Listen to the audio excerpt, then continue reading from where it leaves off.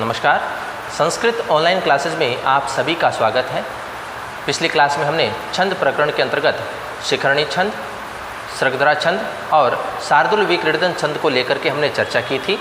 उनके लक्षणों को हमने जाना था और उदाहरण के द्वारा हमने उनको स्पष्ट किया था। आज हम आगे के जो हमारे कुछ महत्वपूर्ण छंद हैं उनको लेकर के हम चर्चा करेंगे। तो आइए शुरू करते हैं। आज का हमारा जो पहला छंद है वो है पुष्पिताग्रा छंद।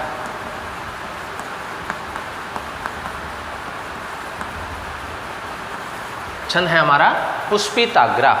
सबसे पहले हम इसके लक्षण को जानेंगे और कौन कौन से इसमें गण बनेंगे और उदाहरण के द्वारा हम इसको सिद्ध भी करेंगे। तो देखिए, सबसे पहले बात करेंगे पुष्पिताग्रा जो छंद है इसके लक्षण की। पुष्पिताग्रा जो छंद है उसका लक्षण होता है ए युजी न युग रे फतो। देखिए, ए युजी न युग रे फतो यकारो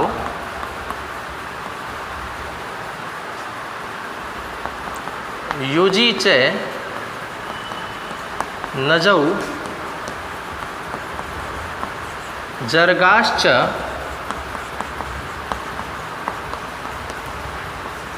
पुष्पिताग्रा।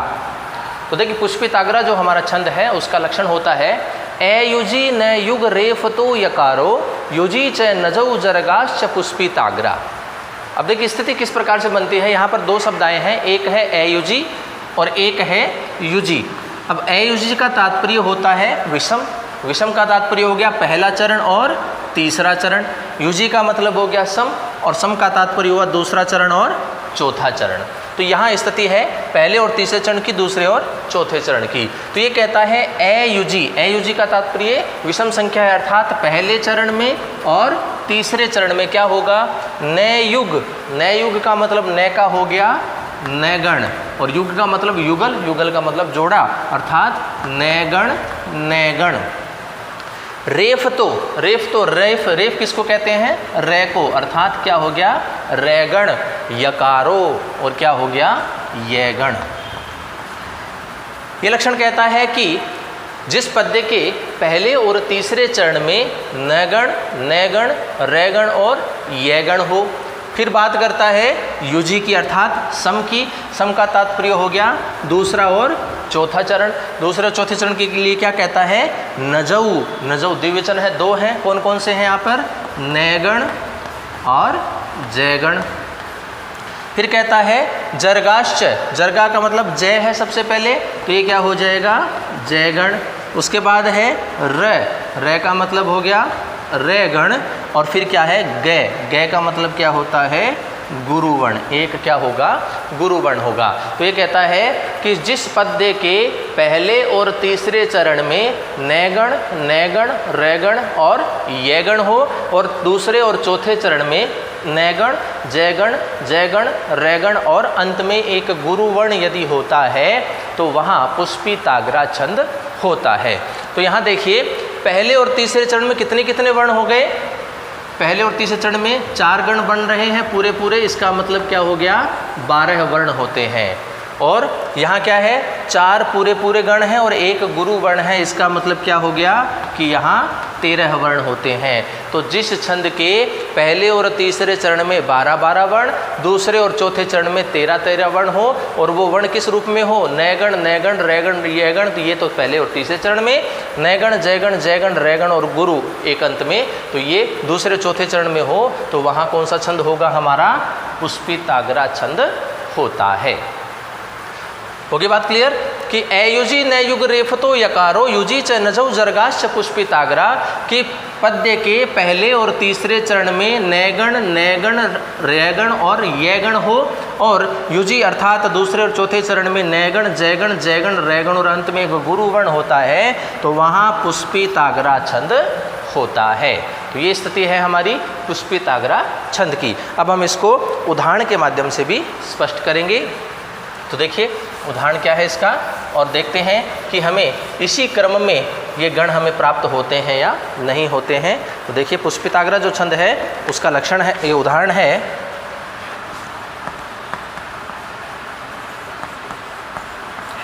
इति मति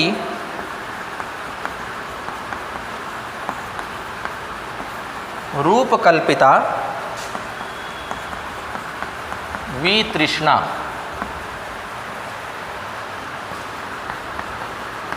भगवती सात्वत पुंगवे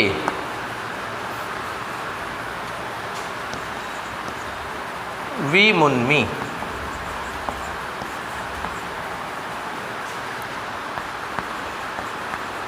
स्वसुख उपगते काक्षी द्विहर्तुम।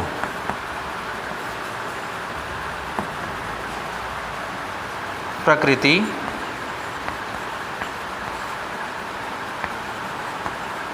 उपेयुषी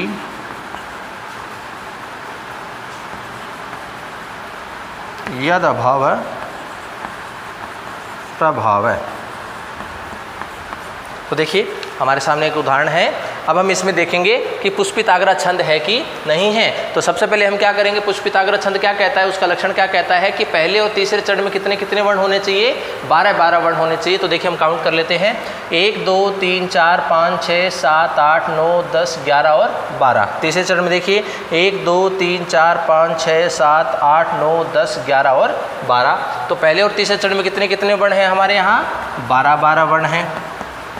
फिर कहता है दूसरे और चौथे चरण में कितने कितने वर्ण होने चाहिए, 13 वर्ण होने चाहिए। तो देखिए यहाँ काउंट कर लेते हैं, 1 2 3 4 5 6 7 8 9 10 11 12 और ये 13। तो दूसरे चरण में कितने वर्ण हैं, 13। और चौथे चरण में देखें तो 1 2 3 4 5 6 7 8 9 10 11 12 और 13। तो चौथे चरण में भी कितने वर्ण हैं, 13 वर्ण है। तो यहाँ पर पुष्पिताग्र छंद हो सकता है क्योंकि पहले और तीसरे चरण में 12 वर्ण है, दूसरे और चौथे चरण में 13 वर्ण है। अब हम बात करेंगे गणों की कि पहले और तीसरे चरण में नगण नगण रगण और यगण है कि नहीं है, और दूसरे और चौथे चरण में नैगण जयगण जयगण रैगण और अंत में गुरुवर्ण है कि नहीं है। अगर इसी क्रम में हमें यहाँ पर गण प्राप्त होते हैं तो निश्चित रूप से यहाँ कौन सा हमारा छंद होगा, पुष्पिताग्र छंद होगा। तो गण बनाने के लिए सबसे पहले हम क्या करते हैं, मात्राएं लगाते हैं। तो देखिए छोटी की मात्रा है लघु, छोटी की मात्रा है लघु, ए की मात्रा है लघु, छोटी की मात्रा है लघु, छोटे ऊ की मात्रा है लघु, ए की मात्रा है लघु, ए की मात्रा है लेकिन आगे आदाक्षर इसलिए गुरु, छोटी की मात्रा है लघु, आ की मात्रा है गुरु, छोटी की मात्रा है लघु, छोटी री की मात्रा है लेकिन आगे आदाक्षर इसलिए गुरु, आ की मात्रा है और अंतिम भी इसलिए क्या हो जाएगा, गुरु हो जाएगा। ए की मात्रा है लघु, ए की मात्रा लघु, ए की मात्रा लघु, ए की मात्रा लघु, आ की मात्रा गुरु और आगे आदाक्षर भी है, ए की मात्रा लघु। यहाँ पर सत्व होगा बेटा, सात्व नहीं होगा। अच्छा दूसरा चरण है, ठीक है। उसके बाद ए की मात्रा है लघु, ऊ की छोटे ऊ की मात्रा लेकिन आगे आदाक्षर इसलिए गुरु हो जाएगा। ए की मात्रा है लघु हो जाएगा, ए की मात्रा है गुरु हो जाएगा, छोटी की मात्रा लघु, छोटे ऊ की मात्रा लेकिन आगे आदाक्षर इसलिए गुरु, छोटी की मात्रा लेकिन अंतिम है इसलिए गुरु हो जाएगा। ए की मात्रा है लघु, छोटे ऊ की मात्रा है लघु, ए की मात्रा है लघु, छोटे ऊ की मात्रा है लघु, ए की मात्रा है लघु, ए की मात्रा है लघु, ए की मात्रा है गुरु और आगे आदाक्षर भी है। ए की मात्रा है लघु, छोटी की मात्रा लेकिन आगे संयुक्त वर्ण है इसलिए ये गुरु होगा। छोटी की मात्रा है लघु, ए की मात्रा लेकिन आगे आदाक्षर इसलिए गुरु, अनुस्वार से युक्त है अंतिम है इसलिए भी क्या हो जाएगा, गुरु हो जाएगा। ए की मात्रा है लघु, छोटी री की मात्रा है लघु, छोटी की मात्रा है लघु, छोटे ऊ की मात्रा है लघु, ए की मात्रा है गुरु, छोटे ऊ की मात्रा है लघु, छोटी की मात्रा है लघु, ए की मात्रा है लेकिन आगे आदाक्षर इसलिए गुरु, ए की मात्रा है लघु, ए की मात्रा है लघु लेकिन आगे संयुक्त वर्ण है इसलिए ये गुरु हो जाएगा। ए की मात्रा है लघु, आ की मात्रा है गुरु और विसर्ग से युक्त है और अंतिम भी है इसलिए क्या हो जाएगा, ये गुरु हो जाएगा। अब देखिए सबके ऊपर हमारी मात्राएं लग गई। अब हम गणों का निर्माण करेंगे। तो पहले हम देखेंगे पहले और तीसरे चरण की स्थिति को देखते हैं कि देखिए तीनों ही लघु होते हैं तो कौन सा गण होता है, नैगण होता है। पुनः देखिए तीनों ही लघु हैं तो इसलिए क्या हो गया, नैगण हो गया। उसके बाद मध्य का लघु होता है तो कौन सा गण होता है, रैगण होता है। और पहला लघु होता है तो वो कौन सा गण होता है, ये गण होता है। तो हमें क्या मिला, नैगण नैगण रैगण और ये गण मिला है। तो देखिए यही चाहिए था, नैगण नैगण रैगण और ये गण। तीसरे चरण में भी देख लेते हैं, तीनों ही लघु हैं नैगण तीनों ही लघु हैं। नैगण मध्य का लघु है रैगण और पूर्व पहले का क्या है लघु है, तो ये गण हो गया। अब हम बात करेंगे दूसरे और चौथे चरण की। दूसरे चौथे चरण में देखिए सबसे पहले क्या है, तीनों लघु हैं तो कौन सा गण होता है, नैगण होता है। मध्य का गुरु होता है तो कौन सा होता है, जयगण होता है। ये पुनः देखिए मध्य का गुरु है तो इसलिए वापस से जयगण हो गया। मध्य का लघु है इसलिए कौन सा गण हो गया, रैगण हो गया। और अंत में देखिए एक गुरु वर्ण भी हमारा यहाँ बच गया। चौथे चरण में भी देखें ये तीनों लघु हैं तो नैगण हो गया, मध्य का गुरु है जयगण हो गया, मध्य का गुरु है जयगण हो गया, मध्य का लघु है इसलिए रैगण हो गया और अंत में एक गुरु वर्ण भी हमारे यहाँ बच गया है। तो यहाँ निश्चित रूप से इस पद्य में कौन सा छंद है, पुष्पिताग्रा छंद हमारा है। पुष्पिताग्रा जो छंद होता है इसके पहले और तीसरे चरण में 12-12 वर्ण होते हैं, दूसरे और चौथे चरण में 13-13 वर्ण होते हैं। पहले और तीसरे चरण में नैगण, नैगण, रैगण और यैगण की स्थिति होती है और दूसरे चौथे चरण में नैगण, जयगण, जयगण, रैगण और अंत में एक गुरु वर्ण की स्थिति होती है। तो ये है स्थिति हमारी पुष्पिताग्रा छंद की। अब हम आगे का जो हमारा छंद है उसको लेकर के चर्चा करेंगे। तो देखिए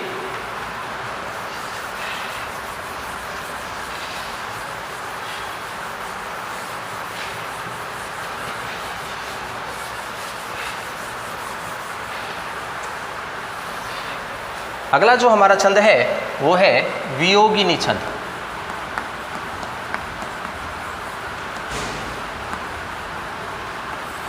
वियोगिनी छंद, वियोगिनी जो छंद होता है उसका लक्षण क्या होता है और कौन कौन से गण बनेंगे और उदाहरण के द्वारा हम उसको सिद्ध करेंगे। तो देखिए वियोगिनी जो छंद होता है उसका लक्षण क्या होता है, सबसे पहले लक्षण की बात करेंगे। लक्षण होता है विस्मय से सजा गुरु समय सभरा लोअत गुरुर वियोगिनी। विस्मय से सजा गुरु समय सभरा लोअथ गुरुर वियोगिनी। ये क्या है, ये वियोगिनी छंद का लक्षण है। अब देखिए लक्षण क्या है। सबसे पहले क्या करता है, विस्मय। विस्मय का मतलब हो गया विषम, विषम का तात्पर्य हो गया पहला और तीसरा चरण। ये क्या कहता है कि विस्मय अर्थात पहले और तीसरे चरण में सैगण, फिर कहता है सैगण और फिर कहता है जयगण और अंत में क्या कहता है, गुरु, अर्थात एक क्या होगा, गुरु वर्ण होगा। कि पहले और तीसरे चरण में सैगण, सैगण, जयगण और अंत में एक क्या हो, गुरु वर्ण हो। फिर कहता है समय, समय का तात्पर्य सम संख्या, सम संख्या का तात्पर्य हो गया दूसरा और चौथा चरण। वो क्या कहता है कि सबरा, सबरा का तात्पर्य हो गया सैगण, भैगण और रैगण। फिर कहता है लोअथ गुरु, लय, लय का तात्पर्य हो गया एक क्या होगा, लघु और गुरु और एक क्या होगा, गुरु वर्ण होगा। तो ये स्थिति जहाँ पर दिखाई देती है वो हमारा कौन सा छंद होता है, वो हमारा वियोगिनी छंद होता है। तो ये क्या कहता है कि विस्मय से सजा गुरु समय सबरा लोअथ गुरु वियोगिनी। कि पहले और तीसरे चरण में अब कितने कितने वर्ण हो गए, देखिए 1 2 3, 3 तो पूरे गण है, इसका मतलब हो गया 9 और एक होता है गुरु वर्ण, इसका मतलब पहले और तीसरे चरण में कितने वर्ण होंगे, 10 वर्ण होंगे। और दूसरे चौथे चरण में 1 2 3, 3 तो गण है, इसका मतलब हो गया 9 वर्ण हो गए, एक लघु हो गया और एक गुरु हो गया, अर्थात 2 वर्ण और जुड़ गए, तो ये क्या होते हैं, 11 वर्ण होते हैं। कि जिस पद्य के जिस श्लोक के पहले और तीसरे चरण में 10 वर्ण हो और दूसरे और चौथे चरण में 11 वर्ण हो तो वहाँ पर वियोगिनी छंद होता है। और ये जो गण होते हैं, वर्ण जो होते हैं, पहले और तीसरे चरण में सैगण, सैगण, जयगण और अंत में एक गुरु वर्ण के रूप में हो और दूसरे और चौथे चरण में सैगण, भैगण, रैगण और एक लघु वर्ण और एक गुरु वर्ण के रूप में यदि हो तो वहाँ पर निश्चित रूप से वियोगिनी छंद हमारा होता है। तो ये स्थिति है वियोगिनी छंद की। अब हम इसको उदाहरण से स्पष्ट करेंगे। उदाहरण देखते हैं कि उसमें हमारा वियोगिनी छंद किस प्रकार से आता है। विस्मय से सजा गुरु समय सबरा लोअथ गुरु। तो देखिए उदाहरण से स्पष्ट करते हैं इसको। वियोगिनी छंद का उदाहरण है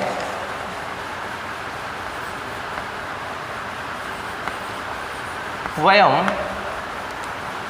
प्रो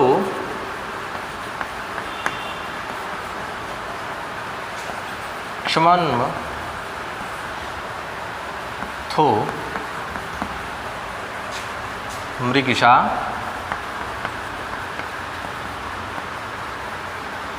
वै सम मेधितो जनः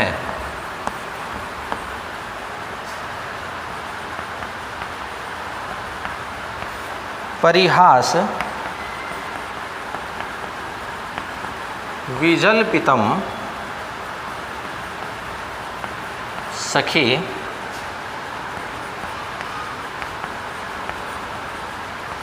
परमार्थेन न गृह्यताम वचः। अब देखिए हमारे सामने एक उदाहरण है।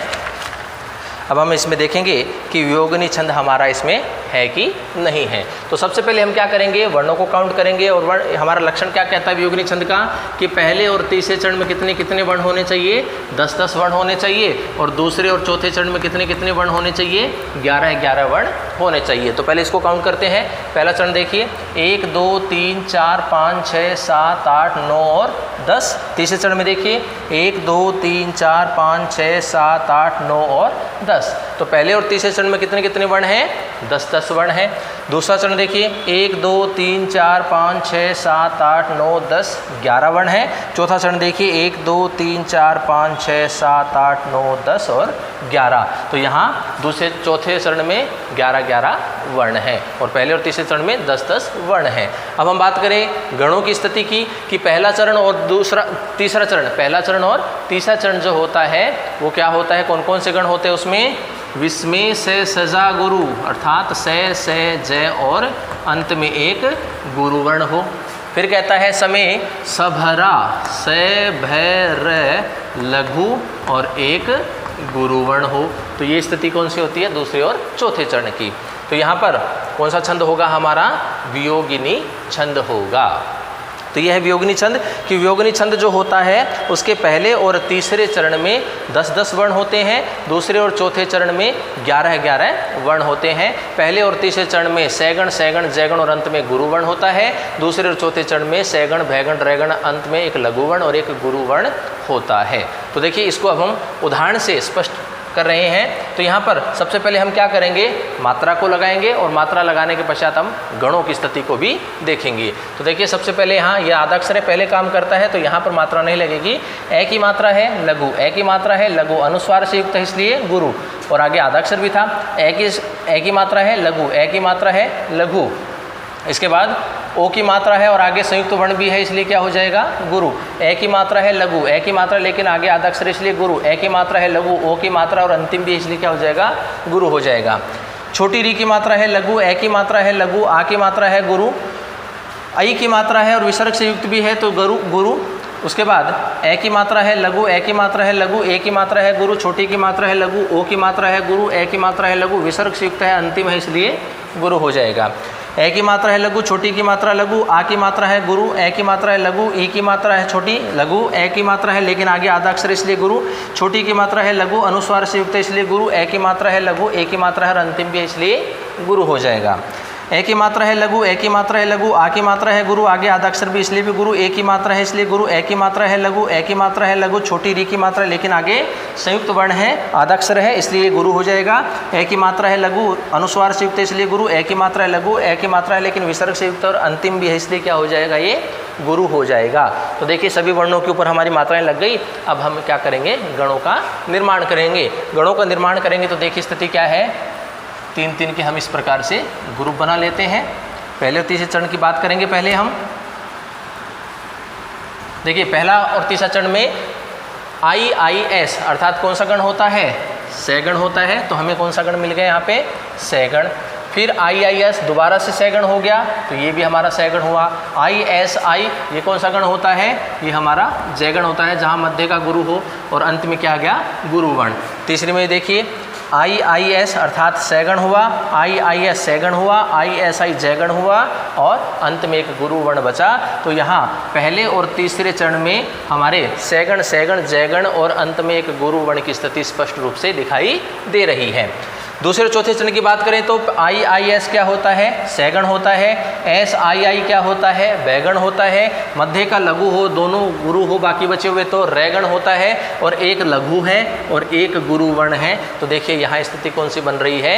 सैगण, भैगण, रैगण, लघु और गुरु की स्थिति। चौथे चरण में देखेंगे IIS अर्थात सैगण, SII अर्थात भैगण, SIS अर्थात रैगण और अंत में एक लघु और अंत में एक गुरु वर्ण भी है। तो यहाँ पर निश्चित रूप से इस पद्य में वियोगिनी छंद है कि जहाँ प्रत्येक अर्थात पहले और तीसरे चरण में 10-10 वर्ण है, दूसरे और चौथे चरण में 11-11 वर्ण है और पहले तीसरे चरण में सैगण, सैगण, जैगण और अंत में गुरु वर्ण की स्थिति है। दूसरे और चौथे चरण में सैगण, भैगण, रैगण, अंत में एक लघु और एक गुरु वर्ण की स्थिति स्पष्ट रूप से दिखाई दे रही है। तो निश्चित रूप से इस पद्य में हमारा कौन सा छंद है? वियोगिनी छंद है। तो ये स्थिति थी हमारी वियोगिनी छंद की। अब आगे बात करते हैं हमारा अगला जो छंद है उसको लेकर के।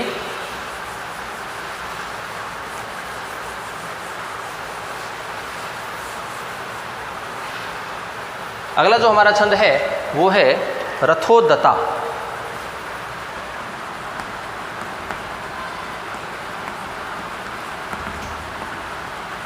रथोदता छंद। सबसे पहले हम इसके लक्षण की बात करेंगे। इसका लक्षण होता है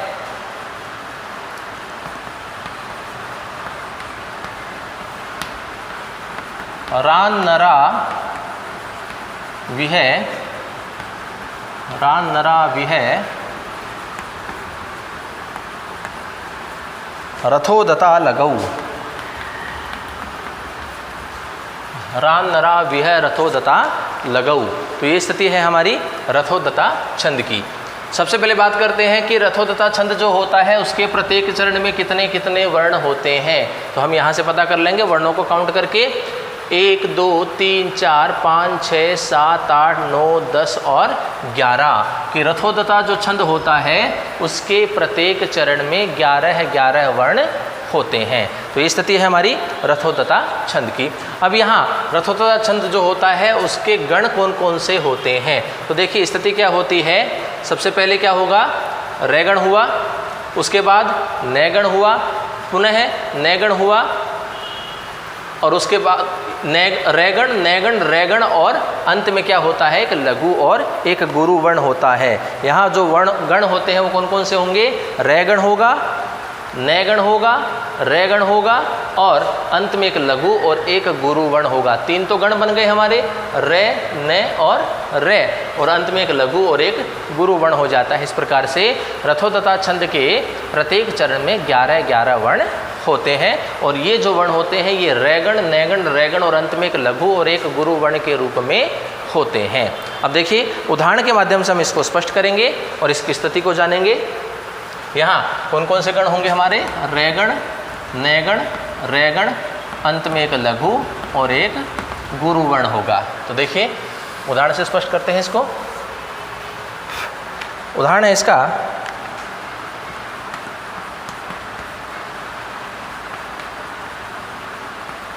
एवमा श्रमवी रुद्ध वृत्तिना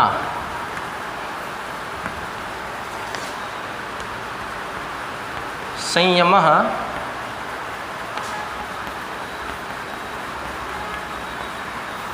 किमिति जनमतस् त्वया सत्व संश्रयमुखोऽपि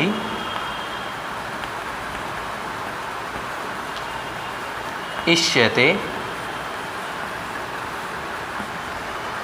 कृष्ण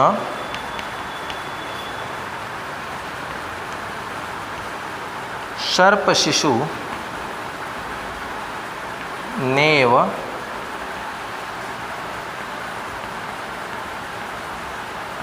चंदनम। तो देखिए ये स्थिति है हमारी। एवमा श्रमवी रुद्धवृत्ति नाम संयमः किमिति जन्मतस्तवया सत्व संश्रय मुखोपीष्यते कृष्ण सर्प शिशुनेव चंदनम।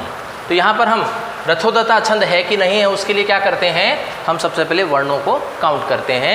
ये कहता है कि प्रत्येक चरण में कितने कितने वर्ण होते हैं, 11 वर्ण होते हैं। तो देखिए काउंट करेंगे 1 2 3 4 5 6 7 8 9 10 11, 1 2 3 4 5 6 7 8 9 10 और 11, 1 2 3 4 5 6 7 8 9 10 और 11, 1 2 3 4 5 6 7 8 9 10 और 11। तो प्रत्येक चरण में कितने कितने वर्ण हैं, 11 वर्ण हैं। अब 11 वर्ण के हमने पहले भी पढ़े हैं, इंद्र वज्रा भी है, उपेंद्र वज्रा भी है, उपजाति भी है, और अब एक 11 वर्णों वाला रथोदता छंद भी होता है। अब कौन सा होगा इसमें, इसके लिए हम क्या करेंगे, गणों का निर्माण करेंगे जिनसे हमारी ये चीज़ें स्पष्ट हो जाएगी।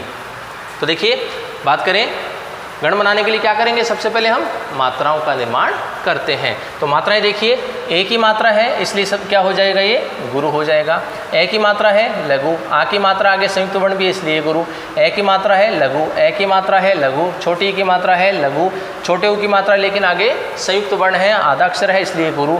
ए की मात्रा है इसलिए लघु, छोटी री की मात्रा है लघु होना चाहिए लेकिन आगे क्या है, आधा अक्षर है इसलिए गुरु हो जाएगा। छोटी की मात्रा है लघु, आ की मात्रा है अंतिम भी है इसलिए क्या हो जाएगा, ये गुरु हो जाएगा। ए की मात्रा है लघु, अनुस्वार से युक्त है इसलिए गुरु हो जाएगा।